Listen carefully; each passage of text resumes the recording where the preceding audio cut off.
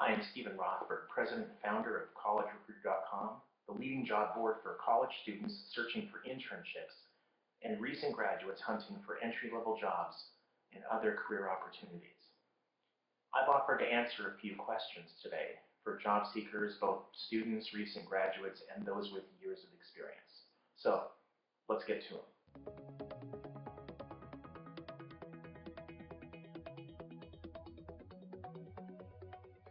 So, how many job boards should a job seeker use when searching for a new job? Usually between 9 and 12. There are three big general job boards: Monster, Career Builder, and Indeed. I would use all of them if I was a job seeker looking for just about any kind of position in just about any location. They have the most jobs, and it's very, very likely that you're going to find multiple job postings on at least one of those boards, probably all of them, which are of interest to you. I would then take a look at the location or locations in which you're looking for a position. Let's say you're looking for a position in Minneapolis, Minnesota, where I live.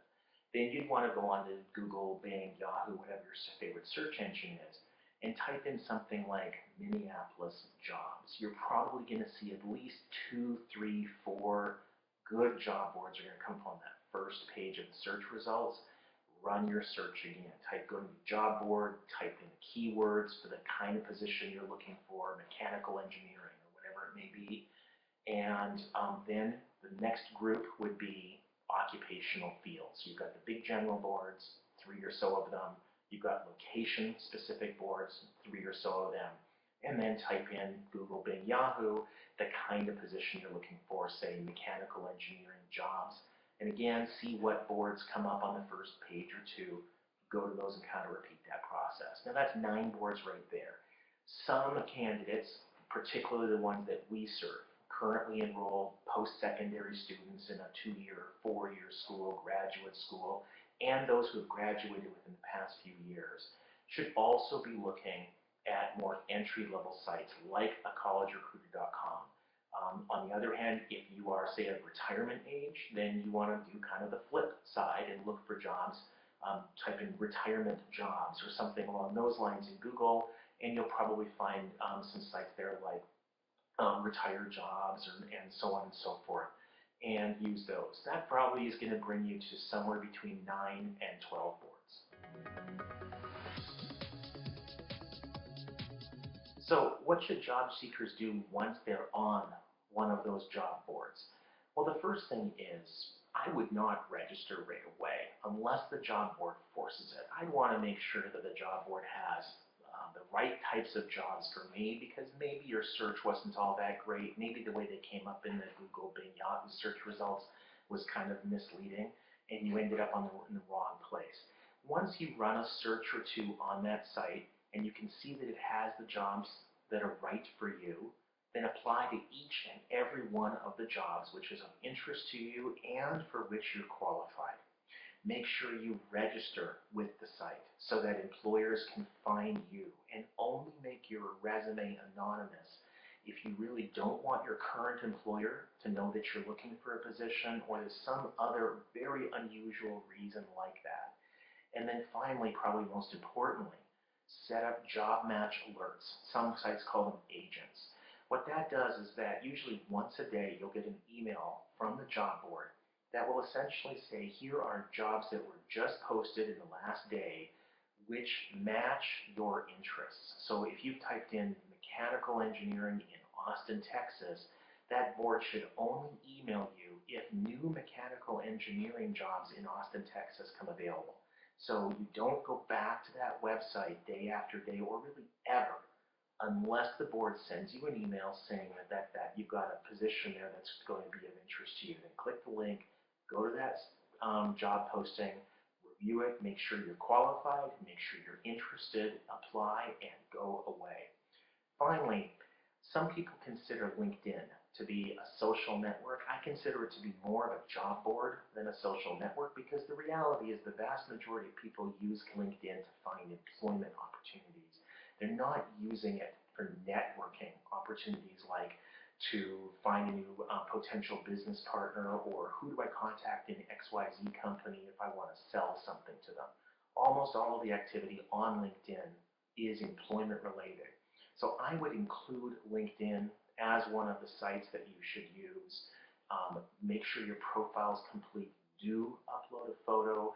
Make sure you have at least 60 connections. It seems to be kind of a magic number, direct connections, because once you have that many people connected, then you're going to be able to easily connect with other people. If you're targeting working for XYZ Corp, you can type in XYZ Corp into the search, see who you know there, and more importantly, who they know.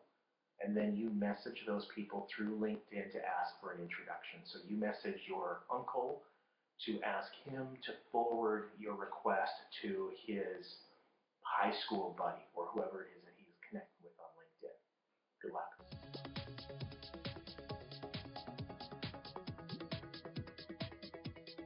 So how much time should you spend on the job boards? I usually recommend that job seekers spend a full day at the beginning of their job search on the 9, 10, 11, 12 job boards that they search, apply to jobs through, and register with. And by the end of that day, they should have job match alerts, or some sites call them agents, set up. You probably, if you register with a dozen boards, you're probably going to have 10, 20, maybe 30 agents set up. You probably will not get an email from each one of them each day. If you are, your searches are probably too general and you want to get more specific. But maybe you'll get 5 or 10 of those agent emails a day telling you that a specific position was posted within the previous day that seems to be of interest to you. It matches your occupational field, it matches your major, it matches your geographic preferences. Click the link, go to that job posting ad, review it, make sure you're qualified, make sure you're interested, hit the apply button, apply, and be done. Go away. Don't start trolling for more jobs. You've already set up that agent. If you set it up properly the first time, there is no reason for you to be searching over and over again. And when I hear candidates saying that they're searching the boards over and over and over again, it means one of two things to me. One, they either didn't set up their agents properly, or maybe not at all. Or two, they're using the job boards as a crutch, as a way of sort of making themselves feel that they're doing a good job of job searching, when what they really should be doing is spending most of the second, third, fourth, fifth, sixth, however many days actually out pounding the pavement, meeting with people, having organizational interviews, going to committee meetings, volunteering, really getting out there and meeting people and finding ways that you can help them, because they will then in turn want to know how they can help you. And helping you find a connection with a company that's hiring somebody like you is a great thing for them to do. Hope that helps.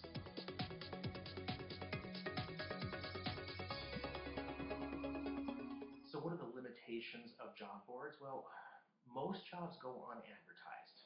The number is debatable, and it probably varies somewhat in different fields, different geographic areas, and especially different economic conditions.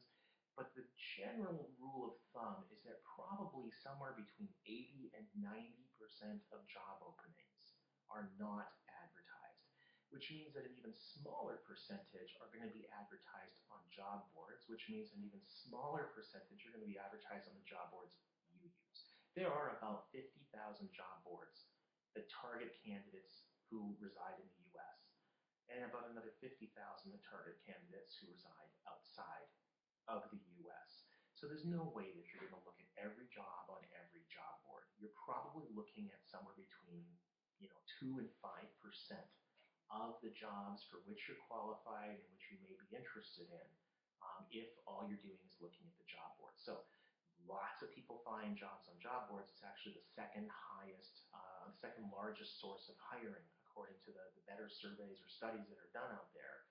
But even more than job boards is networking. Who do you know, and who do they know?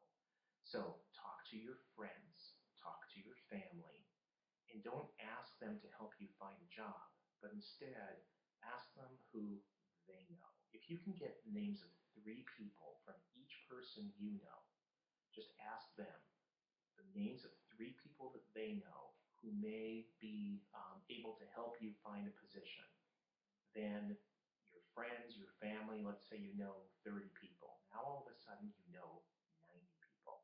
And if you ask each of them for 3 people, now all of a sudden you're in contact with hundreds and soon thousands of potential people. Now you're not going to end up talking to all those people. You're probably not even going to end up emailing with all those people. But it's probably only going to take you 2 or 3 of those circles, coming in contact with a few hundred people, before you actually connect with the person who's going to say, you know what, I don't want to give you the names of 3 people because I think I may want to hire you. And that's your real goal. Job boards are great for helping job seekers connect with employers which are actively looking for people and are having a hard time finding those people. But for employers who aren't actively looking, maybe they're still deciding whether to hire somebody or not. Maybe they don't even know that they want to hire somebody, but you show up on their doorstep and they realize, wow, if we brought this person on board, we'd have this great new opportunity. They may create a position for you. Job boards are lousy for that. Hope that helps.